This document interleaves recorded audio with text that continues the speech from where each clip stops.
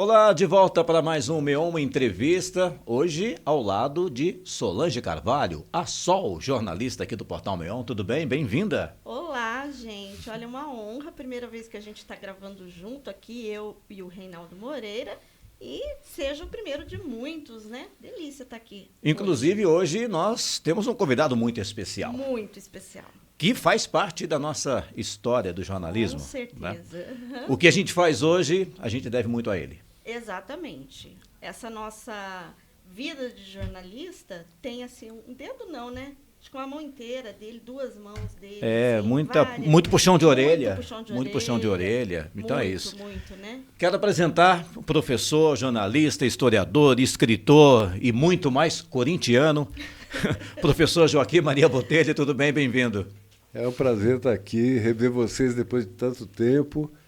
Faz bastante tempo que a gente não se vê, né? Bastante tempo. Não conta muito tempo, não. Quanto tempo, não. Não Isso não conto, entrega, hein? não conto, mas eu conto que eu tenho um grande orgulho de ter participado da vida de vocês dois. Vocês dois, especialmente, foram duas pessoas que me deixaram excelentes lembranças do nosso convívio, das nossas trocas. Foi um período muito bom, muito gratificante e que me deu muito orgulho. Vocês querem saber, vocês falam que eu sou professor, eu aprendi muito com vocês também. Será, é? Será? Talvez um pouquinho de troca, né? Mas... Não, o interessante é que a gente aqui no dia a dia, eu e o Reinaldo, a gente está sempre aqui fazendo textos e quando a gente vê alguma coisa escrita de uma forma incorreta ou diferente, a gente sempre lembra do Joaquim, né? Primeira pessoa que vem à mente é o professor Joaquim Maria. Se Joaquim Maria visse isso, ia puxar a orelha, Pronto. a gente fala, né? Exatamente. E ficou na nossa cabeça. Não, a gente fala isso de um modo interessante, assim, Joaquim, que um modo delicado de falar, que hoje em dia a gente tem, assim, muito texto que a gente vê que não está um pouco fora das normas da língua portuguesa. E o Joaquim, como escritor, depois a gente vai falar um pouquinho Sim. sobre a carreira dele como escritor, filho de quem é, né? Que a gente também vai falar um pouquinho. Joaquim, vamos começar falando disso? Como é que está hoje os escritores hoje? Você acha que estamos numa crise? Olha, o curioso disso tudo é que a impressão que dá é que tem mais escritores do que leitores do Brasil hoje. Ah, é? São lançados cerca de 220 mil títulos por ano. 220 mil títulos por ano. E eu tenho visto, sou jurado de vários concursos de literatura em São Paulo, no Rio, Brasília. E eu tenho visto coisas assim de assustar, né? Parece que está muito rasteiro, né? As pessoas não têm repertório linguístico, as pessoas leem pouco. E quando eu falo em ler pouco, talvez a pessoa leia na internet e saiba tudo o que está acontecendo por aí, mas sabe de maneira muito rasa, muito superficial.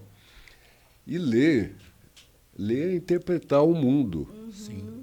Ler é você compreender exatamente aquilo que o escritor ou quem produziu o texto quis informar, filtrado pela sua carga cultural, pelo seu repertório, pelo seu conhecimento.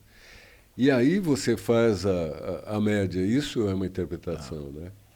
E é uma pena que as pessoas se fixam no texto da maneira como ele está, simplesmente, e não conseguem comunicar com clareza, de uma maneira muito agradável, muito cativante, né? Você acha Texto é cativante. Joaquim, você acha que a tecnologia contribuiu para essa superficialidade nos textos de hoje? Eu acho que sim. A tecnologia é benéfica em todos os sentidos, mas o uso que a gente faz da tecnologia, que muitas vezes é um uso rápido, ligeiro, breve, sem ponderação, sem avaliação crítica, né? E isso tem atrapalhado bastante, eu acho. A gente vê o noticiário de internet, de redes sociais especialmente, em que as pessoas chutam com os dois pés, né? Aham. Quer dizer, deu na cabeça de falar alguma coisa e fala sem pensar no que vai dizer ou sem medir consequências. Tem muita gente sem jornalista. filtro, né? Sem filtro. Tem né? muita gente jornalista, entre aspas, por aí, Joaquim, que querem dar notícia e a gente no mundo de fake news está trazendo muita informação que não é condizente. Pois é. Olha, na Globo eu trabalhei... Na verdade, eu não trabalhei, mas fui contemporâneo do Ronan Soares. O Renan Soares era chefe de redação da TV Globo em Recife. E eu, quando estava na TV Globo aqui em São José dos Campos, eu fui a Recife visitar o pessoal de lá e tal. E o Renan era um cara muito engraçado. E ele dizia assim, para tudo o que aparecia de notícia, ele dizia cheque e recheque, com aquele sotaque nordestino. É preciso checar, é preciso verificar, é preciso conferir. Aliás, foi isso que a gente aprendeu com o É uma das coisas que a gente faz diariamente, né? Exatamente. Porque hoje, com a internet, você tem notícias vindas de todos os lados, de todos os tipos. Se você não vai fazer uma checagem rigorosa, você pode entrar no erro dessa pessoa. Não, e o básico do jornalismo não é que basta saber escrever. Saber escrever é um pressuposto Deveria ser, né? obrigatório. Esse é o primeiro ponto. Mas o mais trabalhoso é que você tem que encarar a notícia e encarar de uma maneira crítica quem ela vai atingir, para que ela serve, qual é o objetivo, por que nós estamos selecionando essa notícia para passar para o público. Eu acho que tem uma dicotomia nesse universo do jornalismo hoje, que é o seguinte. Existem dois canais, dois vetores do jornalismo. Um é cobrir aquilo que é de interesse público. E o que é de interesse público? São tributos que vão aparecer, é o juro que subiu ou caiu, é o arroz que vai faltar ou não vai faltar, é uma corrupção que foi cometida e que precisa ser fiscalizada. Transporte público, coisas cotidiano ali. Né? Coisas úteis, coisas que as pessoas precisam saber para poder viver melhor. Inclusive as coisas ruins que precisam ser mostradas para que as pessoas não imitem. E as boas para que as pessoas tomem como exemplo. E o outro vetor é o que é de interesse do público. Isso é diferente. Porque o que é de interesse do público é futebol, é a loteria, é a mulher nua, é a fofoca. Novela, horóscopo. Isso. Então, tem muitas coisas que são de interesse público, né? E também são de interesse do público. Mas, em geral, a gente precisa filtrar bem, porque nem tudo que é de interesse do público é efetivamente o combustível do jornalismo. Sim. Né? E a faculdade de jornalismo hoje, Joaquim, você acha que traz essa visão para os jovens jornalistas que estão surgindo? Porque, para quem não sabe, nós somos da época da datilografia. Exato. Né? Quando a gente foi aluno do professor Joaquim, ainda era máquina de escrever, né? A gente ainda entrava no curso para aprender a datilografar rápido, né? Datilografar. Exatamente. Aí mudou tudo e tal. Mudou tudo e a gente é do século passado. Hoje, o jornalismo é digital, né, Joaquim? Mas sabe o que é legal, o professor vai concluir já, é que, por exemplo, hoje a gente trabalha aqui na redação com alguns jovens que são estagiários. Sim. E eles têm um respeito muito grande por aquilo que a gente está passando para eles. Então, eles não entram só na onda do que vem da internet, né? Quando você para e corrige e fala, é por esse caminho, o texto é dessa maneira, eles aceitam. Então, quer dizer, a gente não está tão mal assim, né? Há como você ir lá e ainda corrigir, né? Mas eu queria que o professor respondesse a pergunta da Sol. O que eu acho é que as faculdades de jornalismo, de maneira geral, eu estou afastado do meio acadêmico, especificamente do jornalismo. Eu me encaminhei mais para a literatura nos últimos anos. Mas me parece que as faculdades, em geral, de jornalismo estão mais superficiais, né? E estão mais presas a sistemas. Então você tem que preencher formuláriozinho, você tem que seguir uma receitazinha, você tem que fazer as coisas dentro de um padrãozinho. Isso é ruim. Se a gente for falar, por exemplo, do Twitter, que agora é X, com os seus 240, 280 toques, tudo bem, você estimula a síntese, mas para você saber sintetizar, você tem que ter conhecimento suficiente. Bom, isso é uma coisa. Mas a outra coisa é que eu acho que o que forma o profissional é primeiro a família. É primeiro em casa.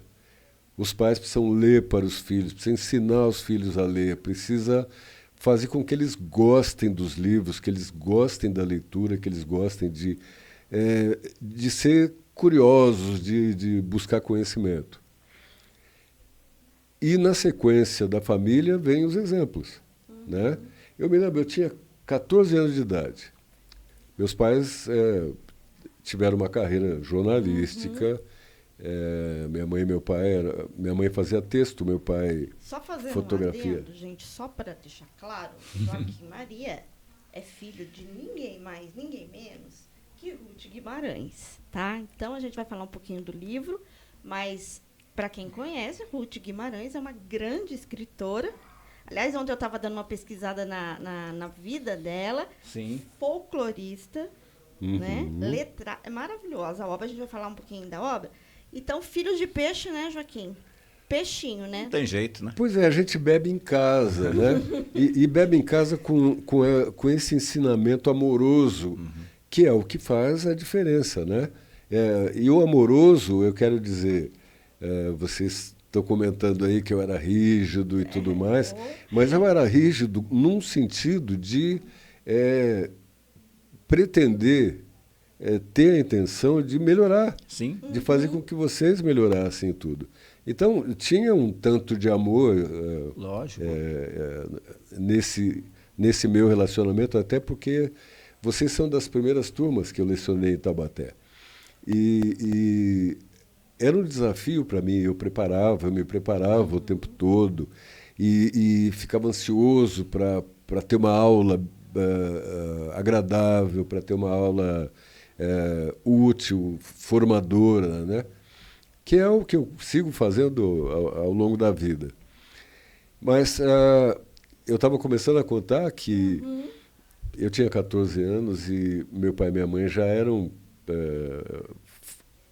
repórter fotográfico da revista do Globo, da Quatro Rodas, de algumas revistas e jornais. E um dia aparece lá na chácara, em Cachoeira Paulista, o Audálio Dantas. Eu já tinha lido a revista Realidade, da qual o Audálio era editor-chefe. E eu admirava, assim, de uma maneira absurda, aquele homem que escrevia daquele jeito agradabilíssimo, muito bem colocado do ponto de vista de pressupostos do jornalismo e tal. E ele tinha ido convidar meus pais para fazer uma edição especial da Bahia para a revista Quatro Rodas. E eles estavam discutindo a pauta. E eu fiquei acompanhando aquilo e falando, puta, ele é meu guru. Com 14 cara, anos? Com 14. 14 anos.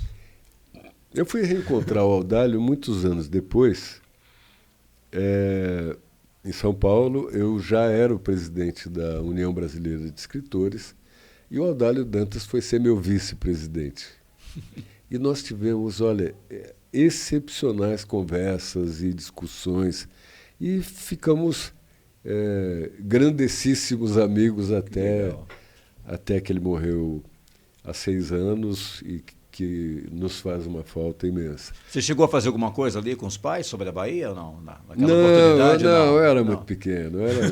Eu era muito, muito novo. E eu não me atrevia a escrever. Quer dizer, eu escrevia, fazia lá as redações de escola e lia muito. Mas... a minha mãe, sim, era crítica. Ela lia um texto meu, eu mostrava para ela, dizia assim, menino, vai estudar português. E aí ela ficava, me indicava o que era, o que não era, vai procurar isso, vai ler aquilo. E me dava coisas Olha. de alto nível para ler. Eu vejo hoje que as pessoas têm preguiça de ler livros grossos. É. Caramba! Olha, Não é o tamanho, lembro, né? Eu lembro, na época Olha da aqui. faculdade, que li Os Sertões, Os Sertões. Sim. que eu cheguei Era na uma faculdade... obrigação, né? Obrigação. Quem não lê, né, Reinaldo? Exato. Quem não lê Os Sertões não é jornalista. O Joaquim Maria falava isso pra gente. É isso aí.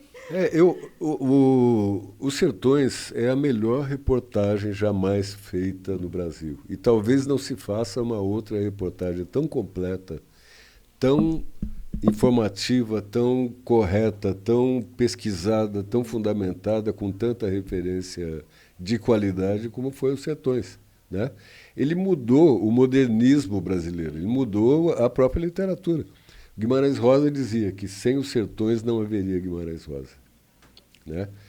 E tem outra coisa, o bom jornalista tem que ler Eça de Queiroz. O Eça de Queiroz, cada livro dele é uma beleza do ponto de vista de linguagem, de levantamento de informações, de análise crítica. A literatura muda o mundo. Paulo Freire dizia, as pessoas, tem gente hoje que contesta a importância do Paulo Freire, né? Paulo Freire dizia assim que livros não mudam o mundo, livros mudam pessoas e pessoas mudam o mundo. Sim. Mas a língua portuguesa está muito diferente. Eu digo, Joaquim, porque a gente lê uma obra dessa, por exemplo, mas essa de Queiroz, vamos colocar Os Sertões. E hoje a gente vê livros, como você mesmo falou, muitos jornalistas, jornalistas não, né? Escritores escrevem livros e é muito diferente, né? O que você diria sobre isso? A língua está diferente, as visões estão diferentes. O que está sendo consumido hoje na literatura, já que a gente tem tantos livros que estão saindo aí novos e parece que o conteúdo não está muito legal? É isso, assim? Bom, nós tivemos alguns fenômenos aí, né? Mas vamos partir da seguinte verdade. Os dicionários registram 228 mil verbetes na língua portuguesa. 228 mil. Tem mais de 1 milhão, na verdade, muitos que não estão dicionarizados ainda e tal. Agora, uma criança se comunica razoavelmente, satisfatoriamente, é bem compreendida, se ela usar 300 vocábulos. Nossa, é muito diferente. Uma pessoa normal, uma pessoa de ensino médio e tal, com 600, 700 vocábulos, ele se comunica razoavelmente. Um escritor de qualidade precisa usar pelo menos 5 mil palavras diferentes, vocábulos diferentes, dos 228 mil que nós temos. Agora, você pega alguém, o escritor, eu não vou nem dar nome, porque até são meus amigos, alguns deles, que resolvem trocar em miúdos uma literatura clássica. Pega Cervantes, por exemplo, e quer reescrever de maneira mais simples porque acha que as pessoas não vão entender. Ora, está contribuindo para fazer com que as pessoas comecem a entender cada vez menos, porque começa a reduzir o vocabulário, começa a restringir o alcance, o significado que aquela frase tão bem construída tinha, né? Então, esse é um elemento negativo na nossa produção, digamos, e não só na produção, mas no nosso enriquecimento como pessoas, como cidadãos, como estudiosos até. A outra coisa são as redes sociais que partem dessa superficialidade porque tem alguns dogmas, né? Tem que ser rápido, tem que ser breve, tem que ser sucinto, tem que ser de agora. Não, as coisas têm que ter alguma durabilidade. As informações que a gente tem, a gente fala assim, eu li não sei onde, não lembro. É a frase que eu mais ouço ultimamente. Sabe uma coisa que você falou essa questão de reduzir o texto e até popularizar, né? Tem muita gente que fala, mas se escrever muito a pessoa não lê, por exemplo. Então, isso acontece muito na rede social. Não põe muita coisa não, que a pessoa não lê. Textão. Não põe textão porque ninguém lê. Né? Agora, esse ninguém lê, realmente vai cair naquilo que você falou, vai deixando de lado. Claro. Né? A gente vai... Claro, e a gente vai criando uma geração ou gerações que vão ficar acostumados a ler só a manchete. Sabe uma coisa interessante? Se pegar um livro desse aqui, eu vou achar, eu tenho certeza, algumas palavras que não fazem parte do meu dia a dia ou eu não tive contato. Que vão aprender. Exatamente. Eu, na interpretação do texto, vou tentar exatamente, né, o que essa palavra quer dizer, qual o significado dela. Se eu não compreender, o gostoso é você ir buscar essa informação. Então, isso é muito legal no livro, né? Que você, como você falou, tantos verbetes e tal. Se você não conhece poxa, o que é isso? Isso a minha mãe fazia muito. Legal, né? Minha mãe, ela é muito curiosa, né? Ela lia bastante e... Ou ela perguntava para mim ou para os irmãos e ela ia buscar informação. Olha, ela ouvia, às vezes, na novela, alguma palavra que ela não entendia, ela ia buscar. Então, acho que é uma coisa interessante. Vai pesquisar dicionário, vai pesquisar dicionário, vai conversar com as pessoas, vai perguntar. Existe dicionário ainda? Né? Porque a gente nunca vê mais dicionário para ele. Existem bons dicionários online, inclusive. Dá uma busca ali para... Você tem bons dicionários online. Que a gente andava com o dicionário do lado ali. Leia bula de remédio, né, Joaquim? E olha, gente, eu entrevistei o Antônio Weiss quando ele lançou o novo dicionário da língua portuguesa. Eu entrevistei o Aurélio. Olha só. Do dicionário. Aurélio. Era um período em que eu trabalhava na revista Manchete e a gente tinha... Aurélio é mais famoso. É mais famoso. O Weiss é mais recente e ele tem um sistema de chaves de leitura que estão mais voltados para linguistas, para pessoas interessadas mais no meio acadêmico, etc. Mas é um excelente dicionário, sem dúvida. E hoje tem o chat GPT que você põe lá também, né? Rapidinho já te dá uma informação, te dá um texto pronto, né? Essa é uma outra questão. E o chat GPT, o que você acha disso? Olha, toda inteligência artificial é boa. Como toda arma, como todo equipamento, como todo instrumento, é bom. Só que a gente precisa saber usar. Saber usar. O uso que se faz da tecnologia é que pode deteriorar a tecnologia. Pensa no Santos Dumont, com o avião. Você pensa no Alfred Nobel, né, que inventou a dinamite e que, no fim, a dinamite foi usada para fazer bomba para a guerra, para matar pessoas. Então, o que a gente tem, o que a gente tem é que ensinar as pessoas. E é isso que... Para isso serve o jornalismo, né? Sim. O jornalismo sério. É que ele vai orientando, não que a gente tenha o conhecimento total, mas a gente sabe buscar quem sabe e quem tem as informações e põe essas pessoas para conversar com o público, para diferenciar o que é de interesse do público e o que é interesse público. Tem uma outra coisa também, WhatsApp. Então você recebe mensagem pela metade, praticamente. Beleza, BLZ. Isso. Então, essas abreviações. Abreviações. Né? Às vezes coloca ali alguma coisa e nossa, mas o que é isso, gente? O que quis dizer isso? E isso acaba, né, de uma certa maneira, restringindo um pouco o vocabulário da pessoa. Né? Não, sem dúvida. Eu dou cursos de técnica de redação presencial e online e tal. Em geral, eu dou cursos para empresas. E dou cursos em escolas também e tal. E de uns tempos para cá eu tenho percebido que as pessoas não estão... As pessoas, eu digo... Quando eu falo as pessoas, eu estou falando de séries, séries escolares um pouco antes do ensino médio ou do próprio ensino médio. Nos últimos anos, a resposta positiva que eu tenho tido dos meus cursos está sendo menor porque as pessoas não estão entendendo direito. As pessoas não estão alcançando o significado. Por quê? Porque não leram, porque não tem repertório, né? Porque não tem... Tudo bem, experiência a gente adquire, né? Eu, aliás, acho engraçado pessoas com 19 e 20 anos querem fazer uma autobiografia. Precisa viver um pouco antes Um pouquinho. de se atrever a isso. Ou só coloca minha juventude, só isso. Aí não tenho como. Ô, Joaquim, o próprio vestibular, né, tá mostrando, né, a situação, porque a gente vê que o mais importante no vestibular, o que é mais avaliado, o que é mais temido, na verdade, são as redações, né? Sim. E a gente tá vendo que para você tirar uma nota boa na redação, falta muito, né? Não, e a gente, o curioso, aliás, duas coisas curiosas. Tirar nota 1000 na redação virou notícia. Virou notícia. Virou notícia. E virou notícia também o cara que devolve um dinheiro que ele encontrou. Né?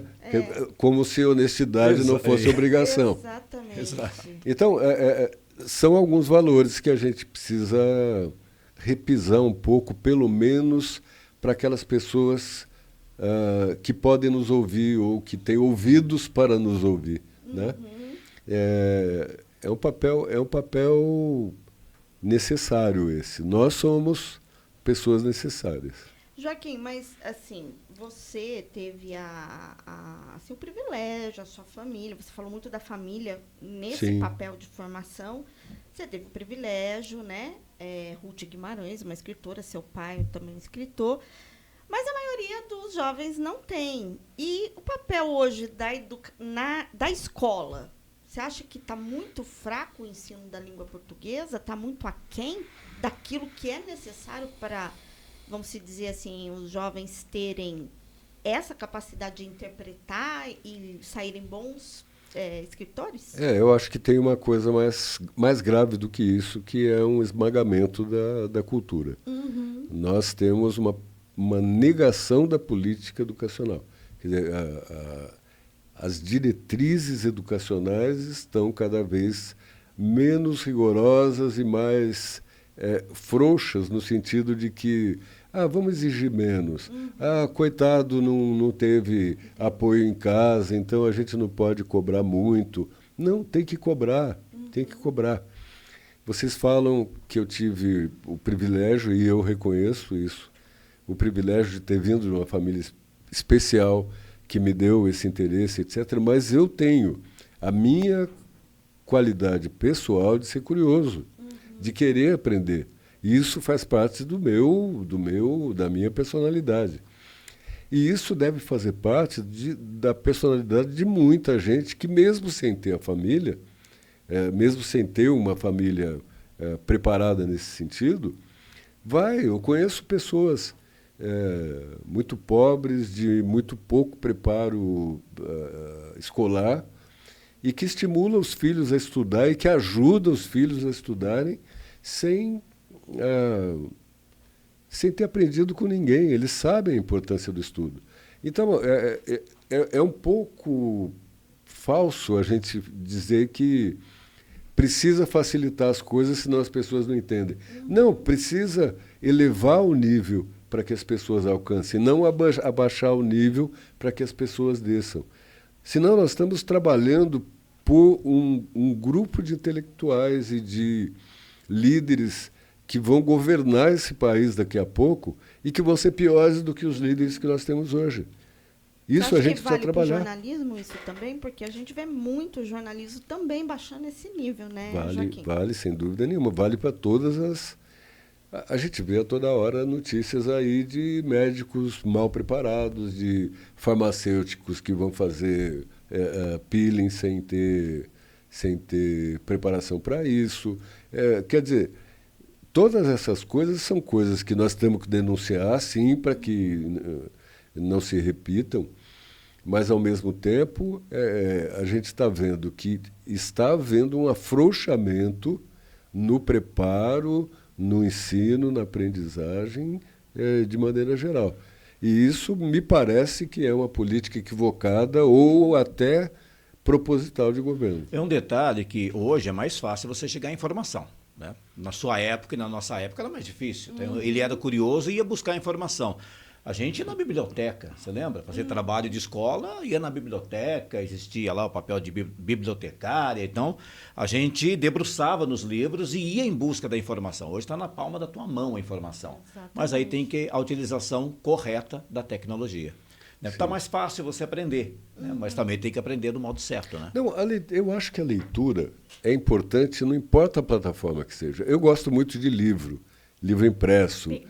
Pegar é portátil, vai comigo, vai debaixo do braço, eu deixo lá, retomo depois. Agora, eu também posso ler no celular, e eu gosto de ler no celular. Eu gosto do Kindle, eu gosto dos textos. Não me importa. A plataforma não prejudica, mas tem que haver leitura, de qualidade. De qualidade. Buscar qualidade, né? E aí, vamos falar agora... Vamos falar um pouco de Flirt, do livro, da feira em Taubaté. Esse outro lado agora, vamos lá. Agora a gente está tendo a Flirt, né? Eu não sei quando que a gente vai colocar no ar essa gravação, então vou colocar aqui as datas. Estamos na semana da feira. Na semana da feira, de 7 a 16. Para quem não sabe, vamos lá então. A Flirt é uma feira de livros na rodoviária de Taubaté, é isso, né, Isso Joaquim? mesmo. É uma iniciativa do Nicodemo Sena. O Nicodemo Sena é um escritor paraense que se radicou em São Paulo já há muitos anos e que se estabeleceu em Taubaté e criou uma editora chamada Letra Selvagem, que tem publicado coisas muito interessantes, de muito bom gosto e boa qualidade. E ele resolveu fazer contato com a Tarobá, que é a empreendedora que cuida da rodoviária de Taubaté, identificando que existe um espaço ocioso na rodoviária de Taubaté, e ele falou, por que não usar para eventos culturais? E teve essa ideia de fazer a feira literária lá em Taubaté. Na abertura, esteve o Ricardo Ramos Filho, que foi o escritor homenageado, neto do Graciliano Ramos. Aliás, o Ricardo Ramos Filho foi meu vice-presidente na UBE e hoje ele é o atual presidente, me sucedeu.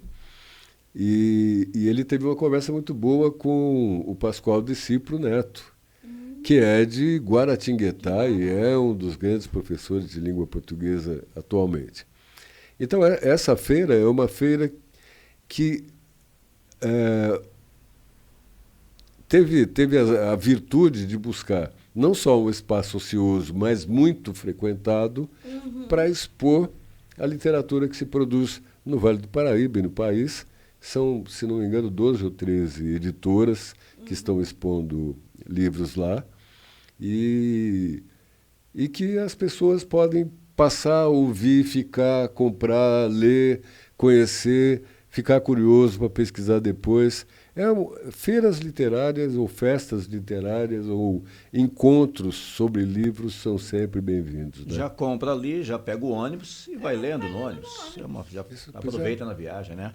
E essa obra aqui, Joaquim, é de número... É o meu 12º livro. Esse é um romance, chama-se Histórias da Casa Velha, que é biografia e legado da Ruth Guimarães. Eu vinha já há algum tempo, eu sou, digamos assim, o herdeiro intelectual da minha mãe, mais direto, porque eu sou o 4º filho e ela dizia de mim, este é meu filho muito amado em quem deposito todas as minhas complacências. Isso é uma frase bíblica que ela citava de vez em quando. Mas, e os irmãos, um cutucava o outro, lá. Não, a gente nem teve muito isso, não, porque... São muitos irmãos, né? 9. Né? Fomos 9. E em casa só 3 foram para a área da literatura. Minha irmã mais velha, Marta, morreu jovem, com 20 anos. Eu, que sou o 4º, e a minha irmã caçula. Quando eu era menino, eu tinha uns 10 anos, para você ver o nível de ocupação que minha mãe me dava. Eu ia de manhã para a escola, e ela ia dar aula também na escola, em outra escola. Voltávamos para casa, eu ajudava a fazer o almoço, dávamos almoço para o resto dos irmãos, mandava para a escola, etc. E a gente sentava à tarde para fazer um trabalho. Ela tinha tido a encomenda de escrever um dicionário de mitologia grega para a editora Cultrix.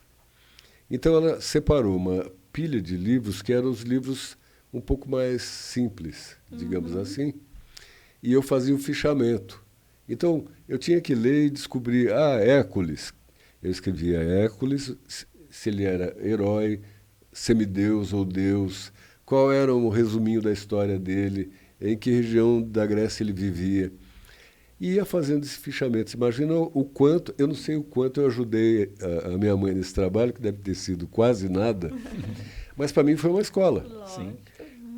Então, vocês veem que ela já exigia de mim, com 10 anos de idade, um trabalho que molecada de ensino médio hoje dificilmente faria.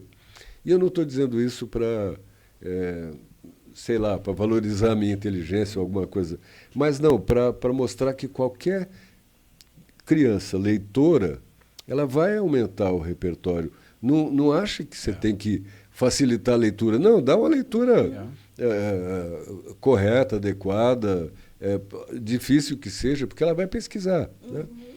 Bom, mas com tudo isso, e com a mãe exigente que eu tinha, eu acabei optando pelo jornalismo, porque o jornalismo tem um traço técnico, tem os seus pressupostos técnicos. Né?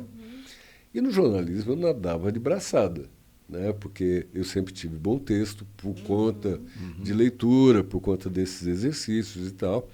E eu tive uma carreira muito ascendente no jornalismo, especialmente por conta de cada matéria que eu fazia era uma matéria com texto gostoso, com a condução inteligente e tal. E eu não me arriscava à literatura, porque tinha toda aquela, né, a ficção. Eu não vou na ficção porque eu jamais vou chegar perto da minha mãe ou da qualidade que ela tinha. Até que um dia eu estava na Embraer, eu trabalhava na Embraer, na assessoria de imprensa, e teve um concurso de literatura, um concurso de contos. E eu escrevi um contozinho, bateu lá na cachola um tema, eu sentei e escrevi, deu uma página e meia, tirei o papel da máquina, dei uma revisada, passei a limpo e concorri. E ganhei uma viagem a Fernando de Noronha. Eu estava, inclusive, saindo da Embraer e indo para a TV Globo nessa época. Inclusive, eu atrasei a minha entrada na TV Globo para poder curtir a viagem de uma semana para Fernando de Noronha. Mas depois de ganhar, eu mostrei o texto para minha mãe. Ela falou, olha, está muito bom. Aí eu me entusiasmei. Falei, bom, então acho que agora dá para... Agora dá para ir, né? E com isso eu acabei produzir romances, biografias, livros de contos. Tem quantos livros já, Joaquim? São 12 livros. 12 livros. Tem um técnico, inclusive, que é Redação Empresarial Sem Mistérios. É um livro que ensina a escrever dentro do ambiente empresarial, atas, relatórios, memorandos, e-mails, etc, etc. Mas tem muita dica. E é um livro muito saboroso, muito agradável, porque eu colecionei bobagens que eu vi nos períodos em que eu chefiei redação na revista Manchete, na Veja, na própria TV Globo e tal. E eu fui colecionando essas coisas todas e fui colocando no livro com considerações. E olha, o jeito certo é esse e tal. E tem umas piadinhas ali no meio. Então... Ficou leve. Ficou gostoso. Ficou leve. Ficou legal. Está esgotado esse livro. Tá Tem que lançar uma segunda leva aí. Uma segunda leva, né? Mas foi pela editora Gente. Vocês devem encontrar ainda na editora Gente. Mas é legal, porque você pega um tema técnico, né? Sim. E aí eu acho que qualquer um pode curtir ali e ler, né? Não especificamente a pessoa que está naquela área, né? Porque tem esses exemplos que servem para todo mundo. Desse livro eu faço uma piadinha que eu gosto de contar. Que assim, o fulano, num domingo, pela manhã, ele foi tomar cerveja com os amigos. E está lá, já tomou 4, 5 chopes, não sei o quê. Aí a mulher dele liga e fala, olha, tem almoço na casa da minha mãe hoje. Ele falou, tá bom, eu já estou despedindo dos amigos e vou para casa. Chegou em casa, botou a mulher, os filhos, o cachorro no carro Saiu para ir para a casa da sogra e deu-lhe uma vontade de fazer xixi. Ele falou, oh, meu Deus. Comentou com a mulher dele, falou, pô, eu estou apertado aqui. Ela falou, ah, você não quer parar no posto? E, sei lá, para no posto e depois a gente vai. Ele falou assim, não, pode deixar, eu faço xixi na sua mãe. Na sua mãe. Entendi. Viu como está mal composto esse texto? Eu faço xixi no banheiro da casa da sua mãe. Aí ontem, qual que é que a gente lembrou do Joaquim? Eu vou lembrar. Tem que voltar. Uma coisa da venda dela. Vende uma família. Ah, é. Lembramos. Juliana vem de uma família. Que, poxa, Vem parece de estar uma vendendo a família, né? Exatamente. Vem de uma família de humilde, Ontem sei lá. a gente viu- Mas a gente viu na hora. Eu peguei ali e falei, que isso? Juliana vende o quê? Vende o quê? Vende uma família, né? Vamos comentar isso. Aí daí. a gente achou engraçado ali. Interessante, E aí lembra né? do Joaquim. Lembra do Joaquim. Vem de uma família. São essas coisas que a gente precisa prestar atenção para não dar dubiedade Exato. de compreensão. Né? Essa ambiguidade é o perigo. É isso aí. E passou, né? Até passou porque era uma matéria gravada, então foi gravado um off, né? Então passou por ela que escreveu, passou pelo editor, passou por quem vai subir a matéria. Exatamente. E aí exatamente não presta atenção, né? Talvez essa correria e Outra tal. palavra também que ontem uma das repórteres usou foi gritação. Tava uma gritação tava aqui. uma gritação aqui. Aí depois ela corrigiu Um olhou por uma pro gritaria. outro, daí ele falou uma gritaria. Essa foi ao vivo, era um pouco mais Era mais difícil. É. Joaquim, então é uma biografia, fala um pouquinho do livro. Na verdade,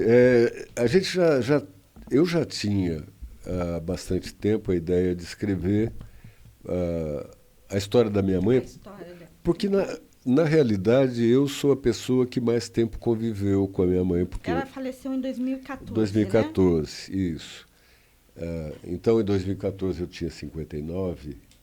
Isso significa... Perdoa a idade dele. Isso significa que eu consegui conviver com a minha mãe por 59 anos, né?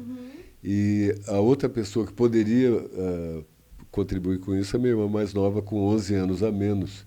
Então, ela tem 11 anos a menos de vivência com a minha mãe. Só que ela tinha começado já a escrever a biografia da minha mãe. Na verdade, foi um ensaio poético que ela começou a fazer. E eu recebi um prêmio do PROAC, isso em 2022, um prêmio do PROAC por serviços prestados à literatura. Né? Foi um prêmio de R$50 mil, dos quais 12.700 o imposto de renda comeu. E eu usei esse dinheiro para me dedicar a escrever esse livro e imprimir. E eu aproveitei para usar esse texto da minha irmã, e por isso até que o livro está assinado por nós dois como parceiros. Na segunda orelha você vê uma foto de nós dois. É a Júnia? É a Júnia.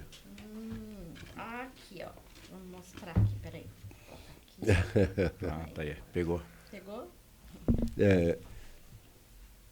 Então a gente acabou... eu compus toda a história da minha mãe em torno do que a minha irmã escreveu. Né? E o meu trabalho foi mais de registro jornalístico mesmo. Quer dizer, eu contei desde a vinda do avô dela para o Brasil até o momento em que ela nos deixa. E, contando toda a trajetória, tudo que ela escreveu, tudo que ela traduziu, os alunos que ela teve, os amigos escritores, todos os 52 livros que ela escreveu. Ou seja, está um trabalho bastante intenso. E a minha mãe ganhou um destaque muito grande nos últimos anos, principalmente por ter ido para a Academia Paulista de Letras em 2008 e atualmente por ela ter sido escolhida o livro Água Funda. Que foi o primeiro, não foi, Joaquim? Foi o primeiro romance, o primeiro romance dela, lançado né? em 1946, que foi selecionado como leitura obrigatória da Universidade Federal do Mato Grosso do Sul, Universidade Federal do Rio Grande do Sul e esse ano na FUVEST. Que legal. Então é leitura obrigatória e Eu tenho dado cursos e tenho dado palestras. Vou dar palestra no Colégio Objetivo de São Paulo agora também, fazendo uma análise sobre hoje a obra. Na Flirt, quer dizer, hoje que a gente está gravando, na Flirt, você vai estar Sim, também falando, né? Vou falar da importância da literatura dela no Vale né? do Paraíba, sim. Olha, aí vai pegar uma coisa muito importante. Essa parte folclórica da Ruth era muito forte, né, Joaquim? Era muito interessada em folclore, tanto que ela foi jovenzinha ainda, com 22 anos, já indo para São Paulo para cuidar da vida, cuidar dos irmãos mais novos, ela foi procurar o Mário de Andrade, Sim. já com uma pesquisa que ela tinha a respeito da presença do diabo no imaginário popular. Então, e aqui no Vale isso é muito forte. É muito forte. Né? Não só o diabo, mas essa corte demoníaca essa que o segue. Isso, mula sem cabeça, lobisomem. Tem até a associação do Saci aqui na região. Né? Tem, São Luís do Paraitinga, minha mãe participava. Ela foi madrinha dessa associação. Inclusive, diz a lenda que o lobisomem mora lá ainda, né? Diz que mora lá. Mora lá em Quem inventou isso, na verdade, foi o Maurício Kubrusli. Ah, é? Jornalista da TV Globo, que, aliás, está muito mal.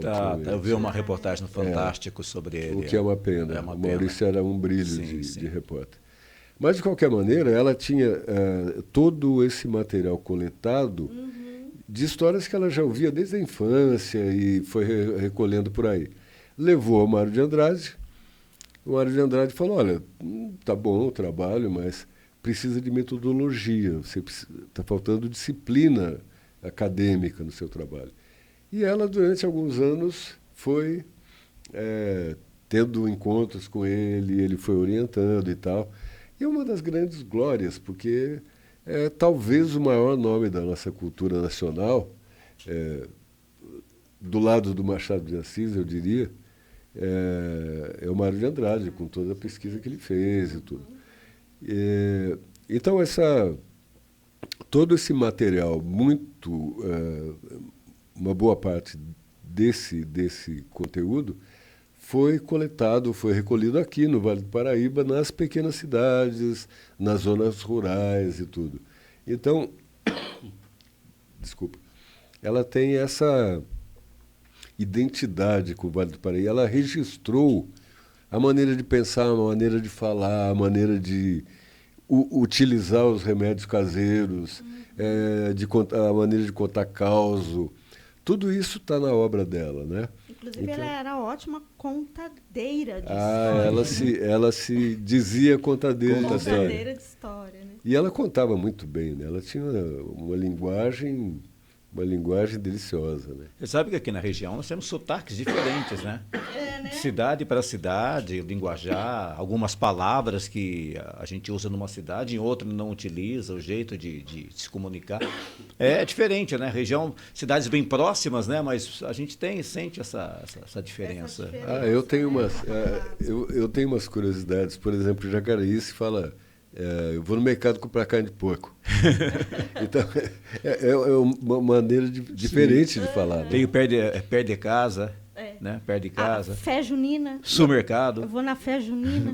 Não, em Cachoeira Paulista, por exemplo, as pessoas, uma moça usa um vestido verde. É mais difícil falar assim. Cachoeira Paulista é assim. Mas é interessante da cidade. Às vezes você até consegue identificar de onde a pessoa é. Você é de tal cidade. De tal cidade. Pelo sotaque. Mais ou menos pelo isso. Jeitão de falar. E se você voltar mais, lá para trás ainda, a época da minha mãe em Taubaté, por exemplo, que ela é de lá, o sotaque era muito mais carregado ainda. Sabe essa coisa de levar, exatamente, esticava a palavra assim, né? Vem do sul de Minas. Mais ou menos. São formas subdialetais que a gente chama, né?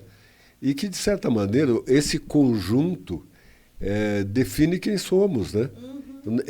Porque é o nosso jeito, é a nossa maneira própria, é isso aí.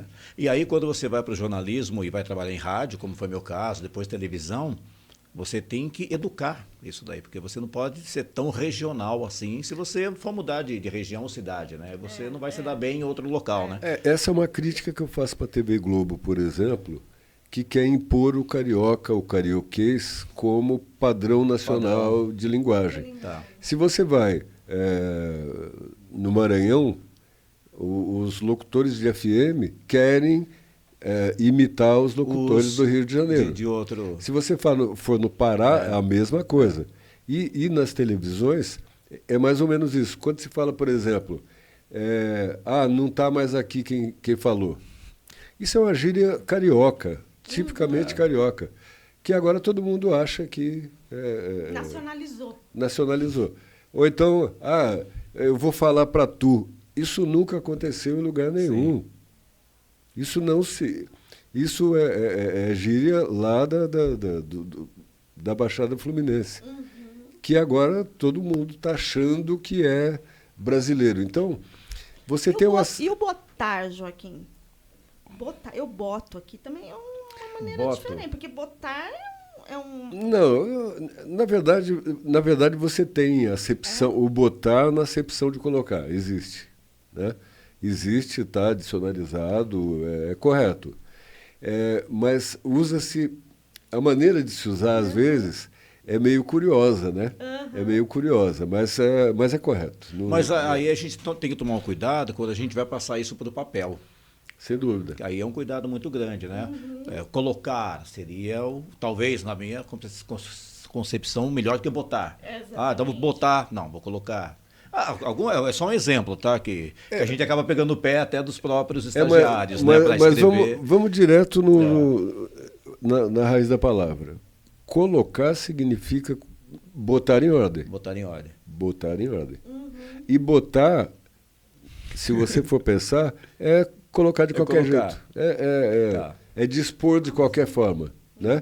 Então tem essa sutileza de linguagem. Não percebem, E que às vezes você precisa botar no papel. Botar no papel. Para a pessoa perceber. Não precisa colocar, mas pode botar. Mais ou menos isso. Gente, que papo legal, né? Poxa vida, se deixar a gente vai até o fim da feira falando aqui. Fiquei muito feliz. E, primeiro, reencontrá-lo, né? Poder de novo agradecer a tudo que foi feito lá atrás para a gente na faculdade, que a gente carrega até hoje, né? Foi um prazer e foi uma obrigação. E eu me sinto recompensado de ver vocês dois, por exemplo. E a gente não dispensou nada pelo meio do caminho, né? A gente carregou tudo até hoje. Coisa boa. Para de jogar confete também, gente. Mas a gente não está jogando confete. Não, é sério, porque é uma referência para a gente, né? Quando eu conversei com a Solange Moraes aqui esses dias, né? Que foi apresentadora da TV na tua época. Foi uma grande apresentadora. Era chefe de reportagem, né? Eu era chefe de reportagem. Tive a oportunidade de trabalhar lá durante um pequeno período que ele me levou lá e foi uma experiência legal. E a gente comentava sobre o trabalho do Joaquim, né? Então, e a gente carrega isso até hoje. Para a gente é um privilégio, muito legal mesmo. Agora nossos colegas que estudou com a gente vai assistir, vai ficar com inveja que a gente bateu esse papo aqui com o Joaquim. Viu só?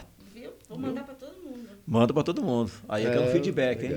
Só elogios, por favor. Né? É isso aí. Legal. Joaquim, obrigado mesmo por ter vindo aqui. Eu que agradeço, foi um prazer. E olha, São José dos Campos, Taubaté, toda essa região continua no meu coração. Você está morando na Baixada? Eu estou morando em Santos. Né? Me aposentei. Continuo escrevendo, continuo produzindo, mas de frente para o mar, que eu acho que é o sonho de muita gente, chato, né? Poxa. Pois não é ruim, não. Eu fui para passar uma temporada de 6 meses e já estou lá 3 anos. Olha que beleza. Eu imagino que seja bom. Imagino que seja bom. Certeza. Santos é uma boa cidade. Legal. Bacana, muito obrigado mesmo. Agradeço demais por ter vindo. Eu que agradeço. Um abraço a você, a todos os nossos espectadores e ouvintes. E esperamos que essa conversa caia em algum terreno fértil, né? Exatamente. Com certeza. Um grande abraço aí para todo mundo. Obrigado, gente. Continue acompanhando aí o Meon e as nossas redes sociais. Abração. E aí, está disponível onde, Joaquim? Só para a gente... livro. Esse livro está disponível na editora Reformatório. Reformatório. É só procurar na internet que é fácil de encontrar. E é isso aí, então. Então vamos procurar. Beleza. Um grande beijo. Um abraço, gente. Tchau, tchau.